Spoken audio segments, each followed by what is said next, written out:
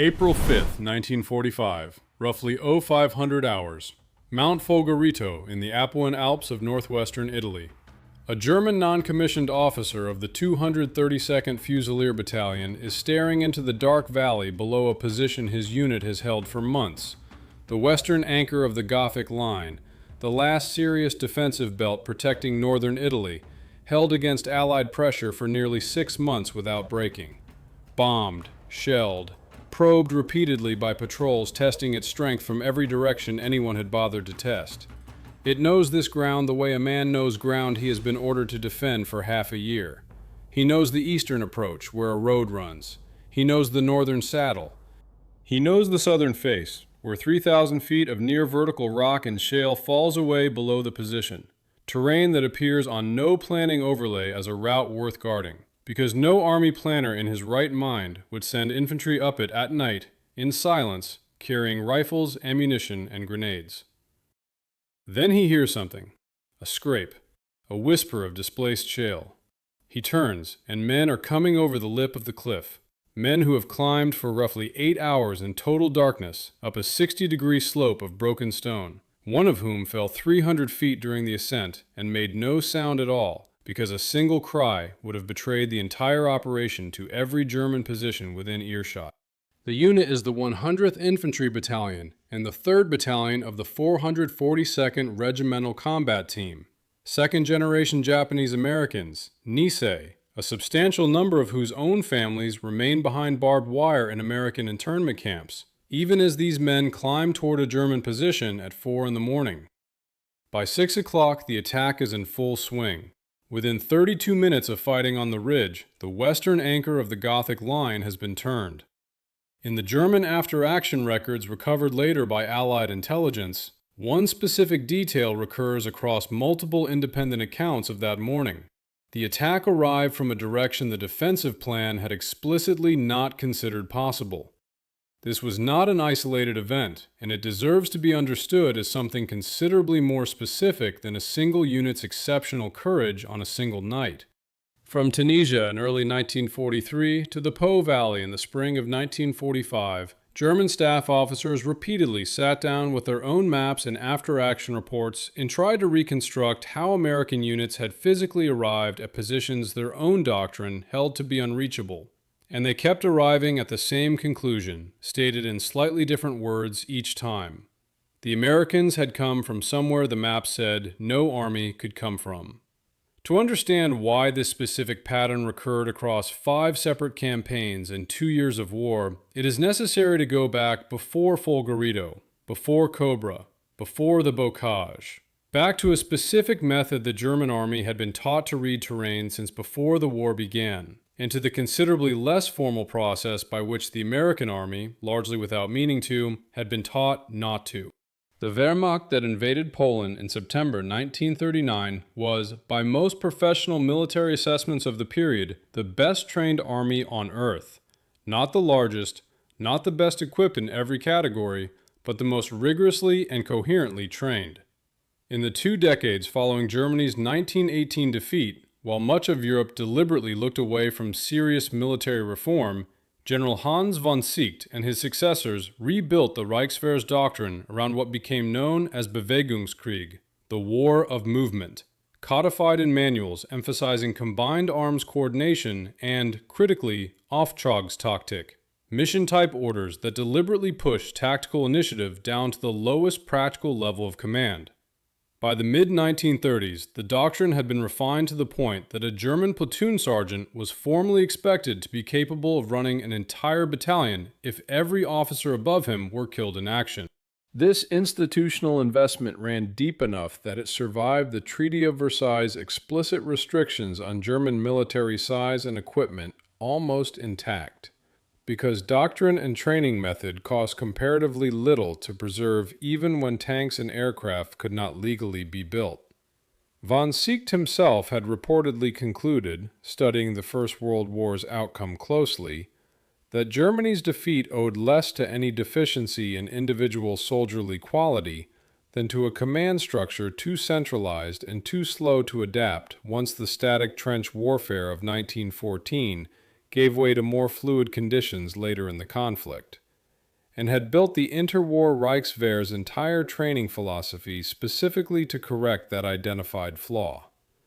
Tell a German staff officer in 1942 that his army would, within 3 years, be repeatedly and specifically outmaneuvered by American infantry, and he would very likely have laughed. American ground forces in 1942 had no continuous tradition of large-scale combat. The country's last serious war had ended 24 years earlier. American officers were, by any conventional professional measure, green, trained from a manual rather than from institutional memory.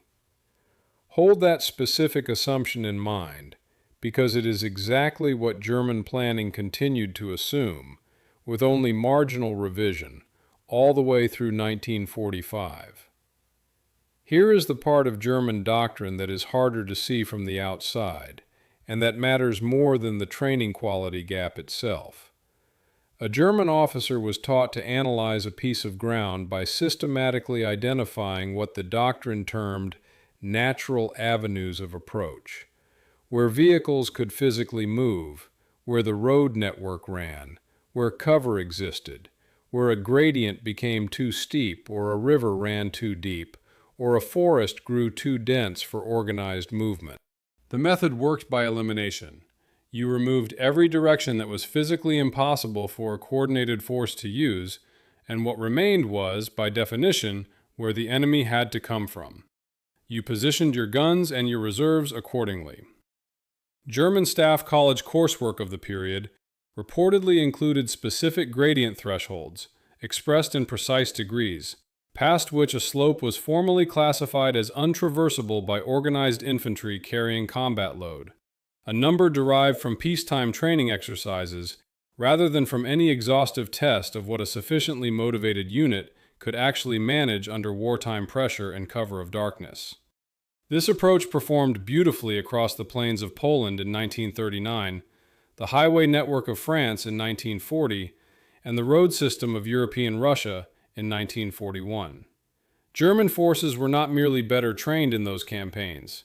They were operating with exactly the right analytical framework for the specific kind of war being fought, against opponents whose own logistics and armor formations were themselves constrained to move principally along conventional roads. The Americans, when they finally arrived in force, were not moving along that same European road network at all. They were landing on beaches, pushing inland through countryside that had not hosted a major war in 80 years, and eventually fighting uphill toward Germany through some of the least forgiving terrain on the continent. And American forces possessed something German doctrine had no equivalent category for, a culture of small unit improvisation that had developed almost entirely by institutional accident rather than deliberate design.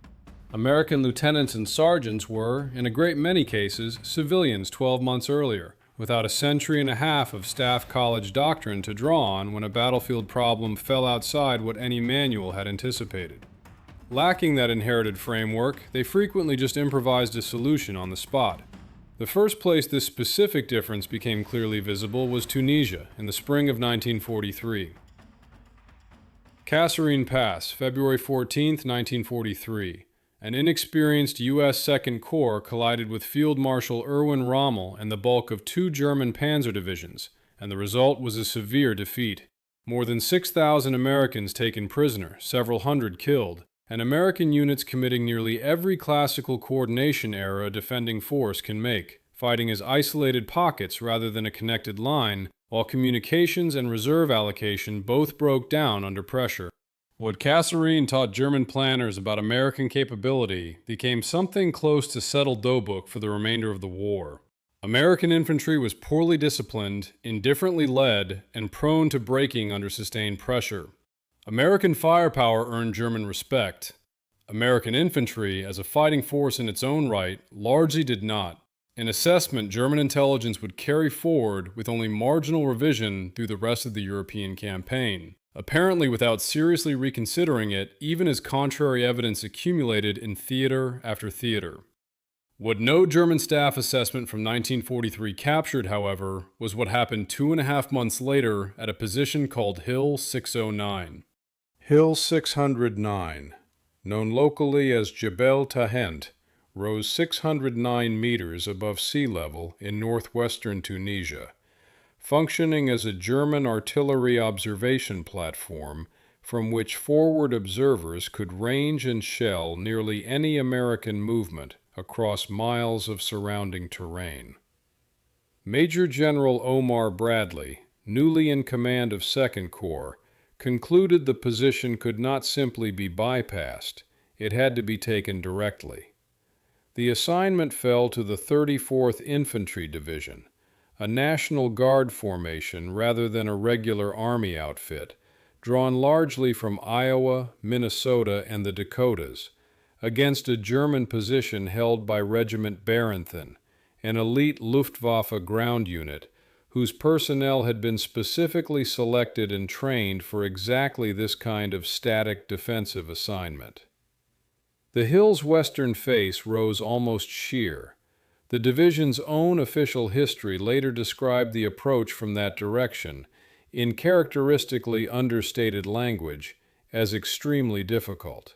German defenders had positioned themselves accordingly, registering their artillery against the gradual approach routes their own terrain analysis identified as the only realistic axis of attack, and concentrating the bulk of their infantry strength to cover exactly those routes, rather than distributing it evenly around the entire perimeter. Major General Charles Ryder, commanding the 34th, reached a different conclusion. The way to take Hill 609 was from the east, the German-facing side of the position, the direction German planning had implicitly treated as secured by the terrain itself, rather than requiring active defense. Ryder committed the 135th Infantry Regiment in 3 simultaneous battalion-level approaches, rather than a single sequential assault, deliberately designed to strike the German position from multiple directions at once, rather than giving the defenders time to reorient between attacks. 5 days of close, often hand-to-hand fighting followed.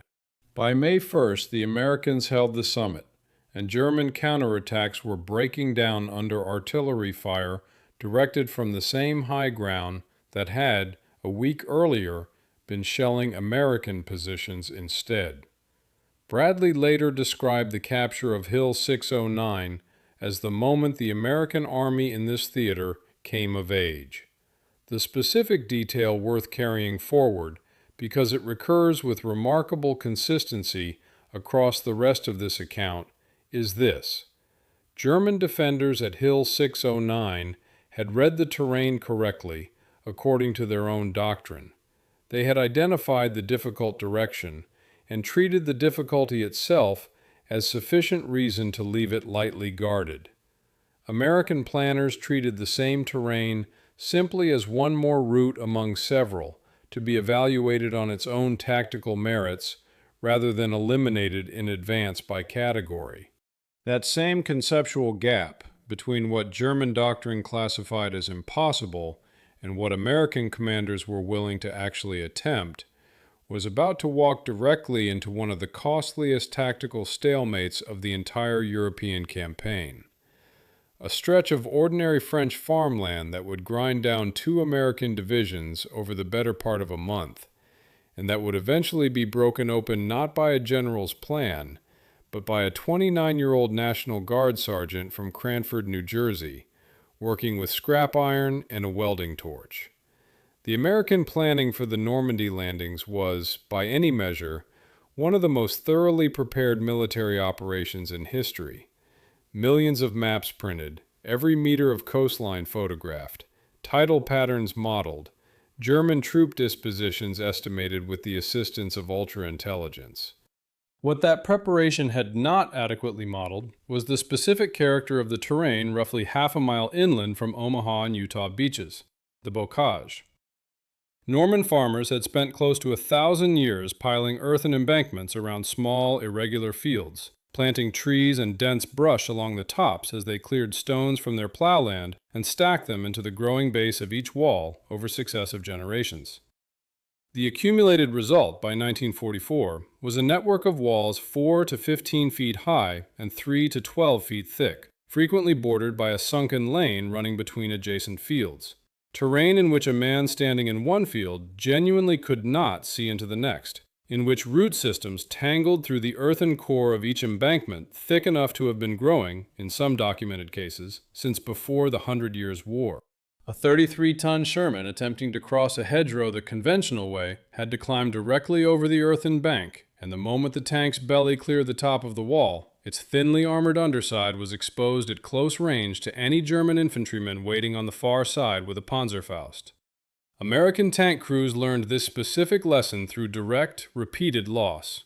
For roughly 5.5 weeks after D-Day, June into late July 1944, this terrain effectively stopped the U.S. Army's advance, with progress measured in a few hundred yards a day. Every individual field became a separate small battle. German defenders dug into the hedgerows with a thoroughness that reflected genuine tactical skill honed specifically for this exact terrain, sighted machine guns and mortars on the existing gaps, seeded mines in the openings, and positioned snipers in the tree cover above, treating each hedgeline as a prepared defensive belt rather than an incidental agricultural feature. Casualties accumulated to a scale that, had wartime press restrictions permitted full reporting, would likely have produced considerable public alarm at home.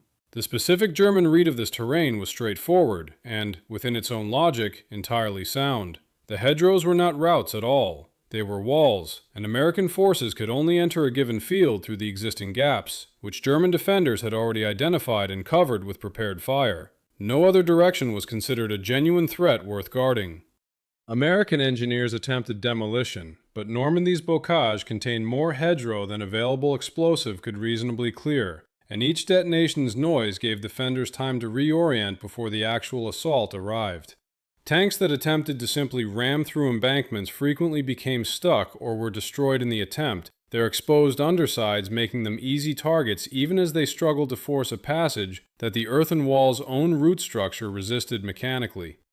The specific solution originated, by most accounts including Max Hastings's history of the campaign, in an informal conversation at a 2nd Armored Division motor pool around July 14, 1944, where a soldier identified only as a Tennessean named Robert suggested, half as a joke, welding saw teeth to the front of a tank to cut directly through a hedgerow rather than climbing over it.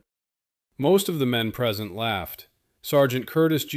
Coolin, Jr., a National Guardsman serving with the 102nd Cavalry Reconnaissance Squadron, part of the same 2nd Armored Division, a native of Cranford, New Jersey, who had worked before the war as a sales promotion assistant for Schenley Distillers, with no formal engineering training, did not dismiss the idea. Coolin took scrap angle iron salvaged from German-Czech hedgehog beach obstacles, cut it into a set of forward-projecting prongs, and welded the assembly directly onto the front of his own tank. The prototype impressed his captain enough to be shown to a major, then a colonel. By July 22nd, it was being demonstrated to General Bradley himself. Bradley's own memoir describes the specific moment. Watching a light tank fitted with the crossbar-mounted device back off, accelerate toward a hedgerow at roughly 10 miles an hour, and drive straight through the earthen wall as the welded tusks bored into the embankment ahead of the hull, rather than the tank climbing over it. A Sherman fitted with the same modification duplicated the result immediately afterward. Bradley later wrote that the device was so absurdly simple it had stymied the Army for more than 5 weeks. Within the following 96 hours, essentially every available welding rig across the southern English coast and inside the Normandy beachhead itself was working on the modification. Bradley ordered the device produced around the clock across every ordnance unit in 1st Army. Within a week, roughly 3 of every 5 tanks in the coming breakout force carried it, with approximately 500 vehicles in the 2nd Armored Division alone fitted with the prongs. Bradley made one further decision that mattered as much as the device itself. He deliberately held it in reserve rather than deploying it piecemeal as units became available, over considerable pressure from subordinate commanders eager to use it immediately, on the specific judgment that operational surprise was worth as much as the mechanical advantage. Cullen received the Legion of Merit. 4 months later, he lost a leg to a mine in the Hurtgen Forest, returned to civilian life as a salesman, and died in Greenwich Village in 1963 at 48. President Eisenhower recounted his story on national television with Walter Cronkite on D-Day's 20th anniversary. What Cullen had actually done, working from a joke and a pile of salvaged German beach iron, was give First Army the ability to attack from directions that, on every German staff map covering that sector, were not directions at all. They were walls, until, within a matter of days, they simply were not any longer. July 25, 1944, St. Lo, Normandy. The largest concentration of American air power committed to the European campaign to that point dropped bombs along a narrow strip of the front line, a portion of the bombardment, tragically, landing on American positions and killing Lieutenant General Leslie McNair, the most senior American officer lost to combat action in the entire European theater. The Panzer Lehr Division lost, by its own commander's post-war estimate, roughly 70% of its forward strength within a few hours. General Fritz Bayerlein, describing the bombardment afterward, said the aircraft kept coming overhead like a conveyor belt, and that his front line resembled a lunar landscape. This was the opening of Operation Cobra, and the bombing alone did not break the German position. It stunned a portion of it. What actually broke the line was what followed, and it is the specific sequence German staff officers who survived the campaign never fully managed to reconstruct in their own post-war accounts. For the first 36 hours, the breakout resembled the same grinding battle that had characterized the preceding 6 weeks. American infantry attacked along the existing hedgerow gaps. German defenders, even after the bombing, retained enough manpower and positional advantage to hold, and by the evening of July 25th, American gains were still measured in hundreds of yards. The breakthrough appeared, from the American side, to have stalled, and several officers at Corps headquarters reportedly began drafting contingency plans for a renewed, more conventional bombardment the following morning, on the assumption the original attack had simply failed to achieve its objective. On the morning of July 26th, Major General J. Lawton Collins, commanding 7th Corps, made a decision historians continue to debate. He committed armor before the breakthrough was cleanly established, pushing the 2nd Armored Division and elements of the 1st Infantry Division forward through what remained, officially, a contested zone. The tanks leading those columns carried Coulin's welded prongs. Over the following 48 hours, the German front in Normandy did not merely bend, it collapsed. The Shermans did not use the existing road network at all. They cut directly through hedgerows and appeared in fields that German operational maps had marked as physically impassable to armor. American infantry moving alongside the tanks bypassed fortified German strongpoints by advancing through the walls behind them rather than approaching along the roads those strongpoints were sited to cover. Machine gun positions oriented to defend an east-west road found themselves under attack from the south or the north, directions that, on the same map sheet, were marked as a green field, impassable to vehicles, requiring no defensive coverage at all. The German tactical response mechanism, the same system that had outmaneuvered Poland, France, and the early Soviet armies with real success, depended on a specific working assumption. The enemy moves along identified avenues of approach, reserves are positioned to block those avenues, and when a contact report arrives from somewhere unexpected, the standard procedure is to check the map, locate the relevant avenue, and adjust the defense accordingly. What was now happening was that reports were arriving from locations with no corresponding avenue on the map at all. American armor was reported at a crossroads, 2 kilometers behind the German line, and no road connected that crossroads to the last confirmed American position, only a hedgerow, which German doctrine still classified as an obstacle rather than a route, which meant, by the internal logic of the reporting system itself, that the contact report should have been treated as an error. It was not an error. A German staff officer of the 116th Panzer Division noted in his unit's command diary that concentrating his own forces had become nearly impossible because Allied fighter bombers were interdicting the conventional road network.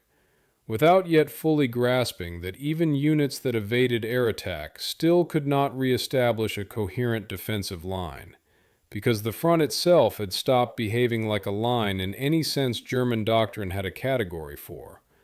By July 30th, American forces had reached Avranches. By August 1st, Patton's Third Army was activated and pouring through the resulting gap.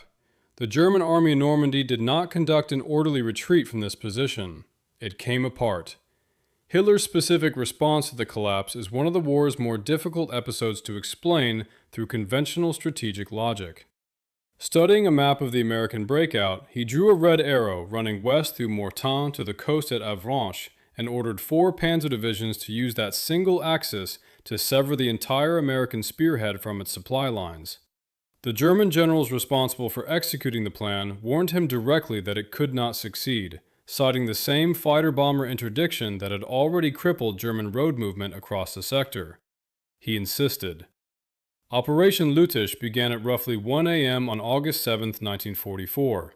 Some 26,000 German infantry and around 300 panzers moving on the small Norman town of Mortain, spearheaded by the 2nd SS Panzer Division, Das Reich.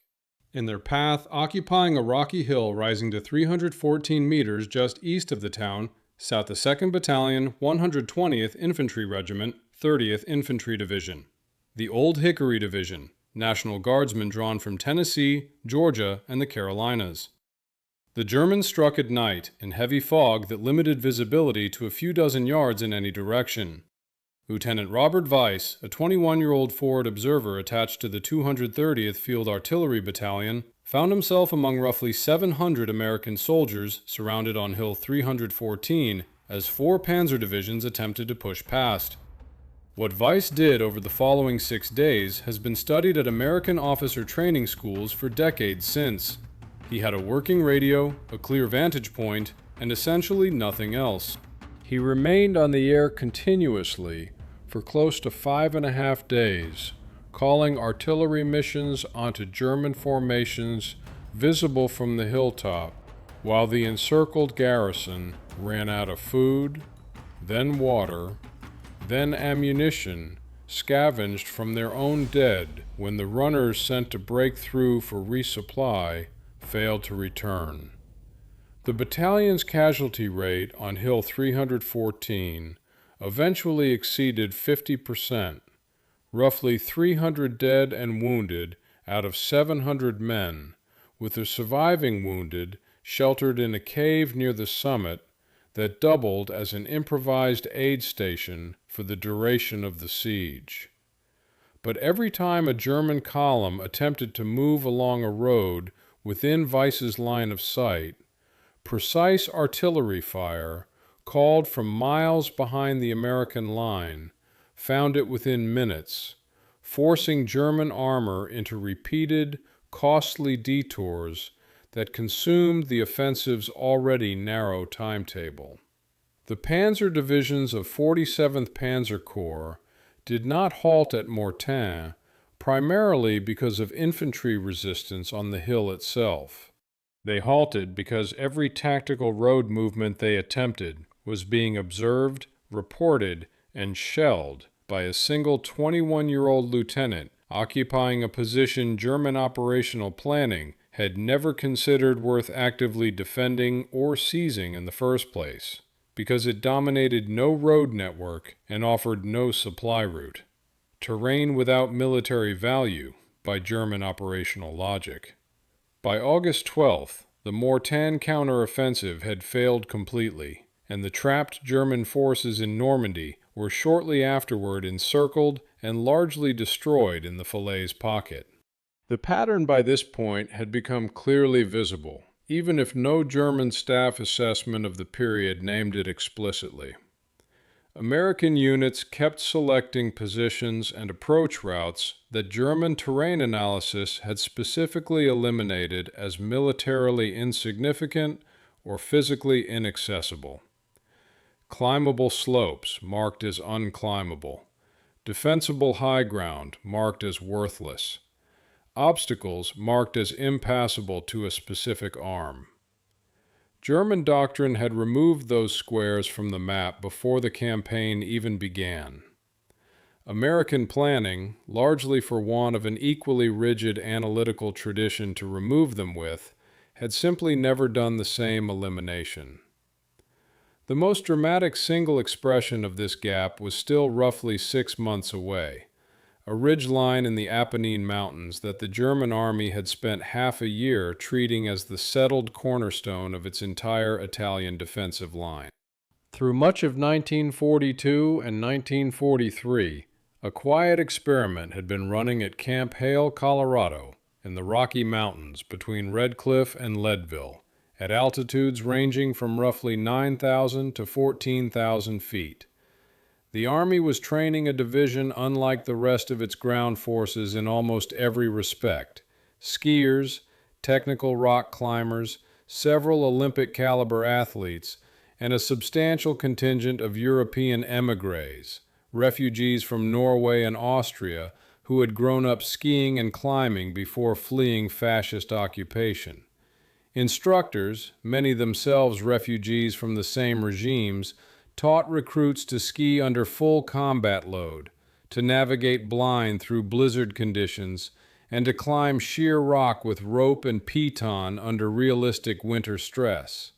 This was the 10th Mountain Division, created largely through sustained lobbying by the National Ski Patrol and a handful of officers convinced the Army would eventually need genuine mountain warfare capability. At a time when this argument seemed, to most of the wartime planning establishment, somewhat dubious. The Pacific War was fundamentally an island campaign, and the European War was, in the public imagination, principally a campaign fought across French farmland rather than alpine terrain.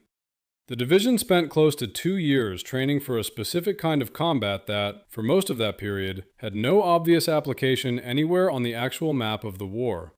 The argument's vindication arrived in the winter of 1944 into 1945.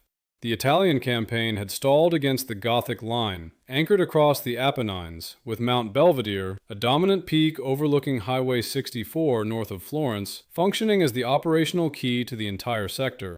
American and Brazilian units had attempted to take Belvedere multiple times through the autumn of 1944 and failed each time, with German artillery observers positioned on the surrounding high ground directing fire that broke every assault before it could consolidate. At a cumulative cost several previous divisional commanders had judged unsustainable, without first neutralizing that observation advantage directly. The 10th Mountain Division reached Italy in December 1944 and January 1945 under Major General George P. Hayes, a First World War Medal of Honor recipient. Hayes studied the maps and flew over the terrain personally, and identified something the previous American and Brazilian assaults had not exploited: a ridgeline roughly 3.5 miles long on Belvedere's western flank, running higher than the peak itself, and climbing to Monte della Riva at 4,672 feet, Riva Ridge. The ridge's eastern face, directly opposite the American position, fell away in cliffs dropping some 2,000 feet to the Dardagna River below. German defenders held the ridge with 3 companies, and had, by every available account, kept no regular observation on that eastern cliff face at all. The slope was, in their own assessment, too steep, the climbing conditions in winter too severe, for any organized attack to be credibly attempted from that direction. Through January and early February 1945, climbers from the 86th Mountain Infringement Regiment quietly reconnoitered the eastern face without German detection, identifying 5 separate viable routes to the summit, and pre-installing ropes, pitons, and fixed anchors along each. Reconnaissance conducted in short nighttime excursions timed to avoid the limited daylight patrol schedule German defenders maintained on the more accessible approaches. Some German enlisted men stationed on the ridge were, by multiple post-war accounts, close enough to actually hear American soldiers driving pitons into the rock face below during this preparation phase. and apparently never investigated the sound closely enough to identify its source. A detail that, more than almost any other in this account, illustrates how completely a doctrinal classification of terrain as impossible could override the evidence of a soldier's own senses. Operation Encore launched the night of February 18, 1945. Roughly 700 men of the 86th Regiment began climbing the eastern face after dark, in silence, across the 5 prepared routes, each man carrying a 55-pound pack, weapons, and ammunition, with 4 wool blankets apiece in place of proper sleeping bags that supply constraints had not made available. Temperatures held well below freezing, patches of fog drifted across the exposed rock, and searchlights positioned across the valley bounced beams off the low cloud cover to create a faint, diffuse, artificial moonlight for the climbers to navigate by. German defenders, with no established watch covering this specific face, remained in their dugouts through the night. The climb itself consumed most of the night's darkness. One participating soldier later recalled wondering, before the operation began, why his battalion had assigned 5 or 6 medics to what was supposed to be a purely stealth ascent. He understood only afterward that his commanders had planned for the specific possibility of serious casualties from the climb itself, independent of any German contact. At dawn on February 19th, American troops came over the lip of the ridge to find German defenders still in their dugouts, several accounts describing them as caught mid-breakfast, coffee not yet finished.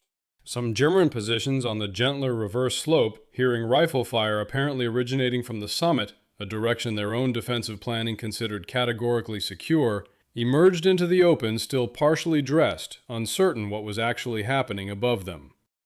By noon on February 19th, the 10th Mountain Division held Riva Ridge at remarkably light American cost. Initial counts recorded almost no fatalities and only a handful of wounded from the assault itself.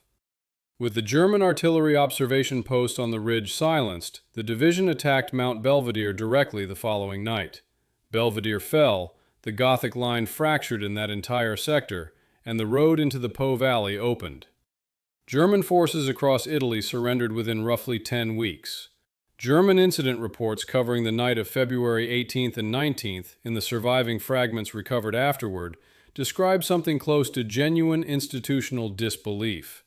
One recovered assessment specifically recommended that future defensive planning in mountainous terrain assign at least a token listening post to any slope steeper than the current threshold, regardless of how implausible an assault there seemed, a recommendation filed after the Gothic line had already fallen, with no remaining front on which to apply it.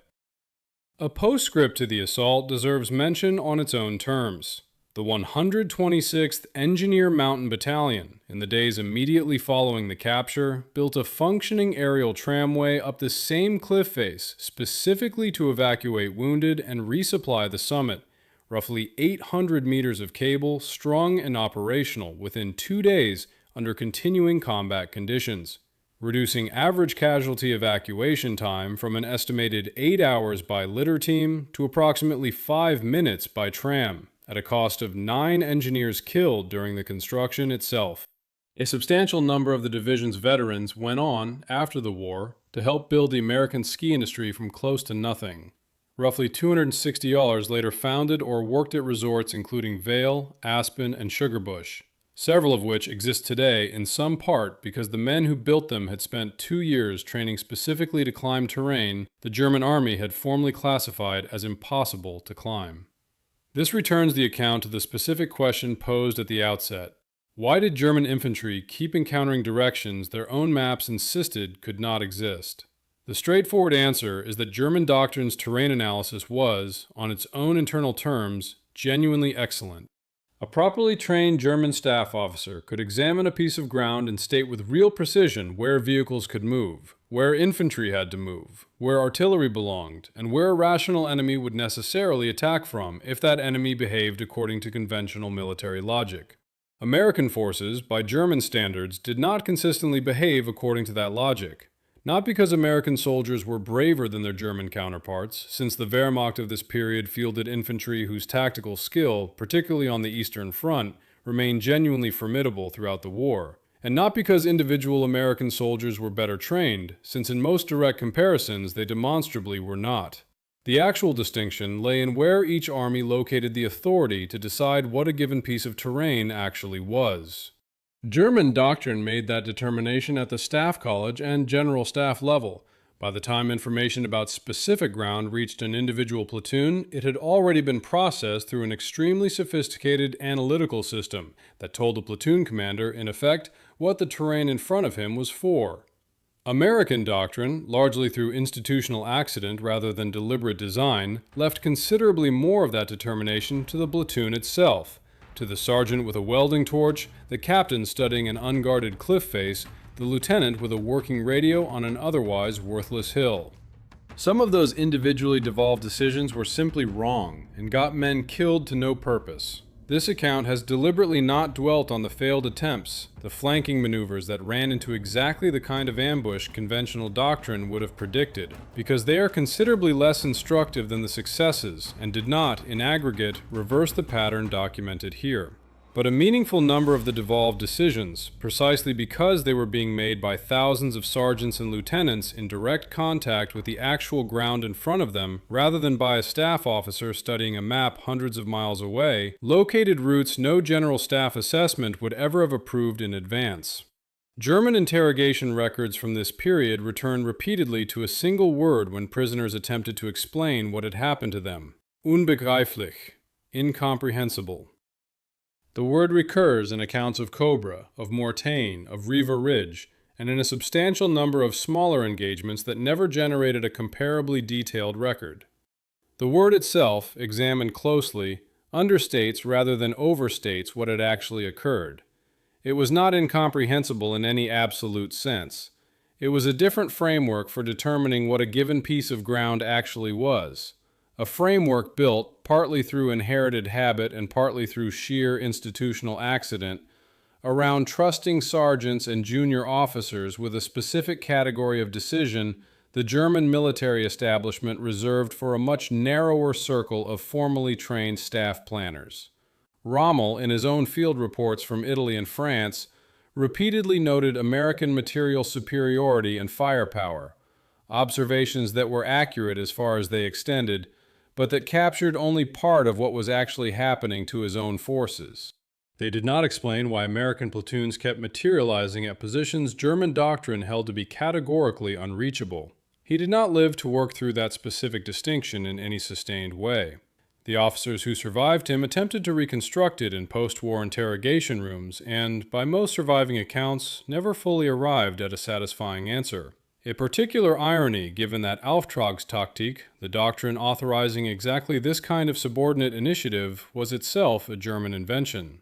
German military theory had made the case for trusting junior officers with independent judgment. German institutional practice never fully extended that same trust to the specific, narrow question of whether a given cliff face counted as climbable.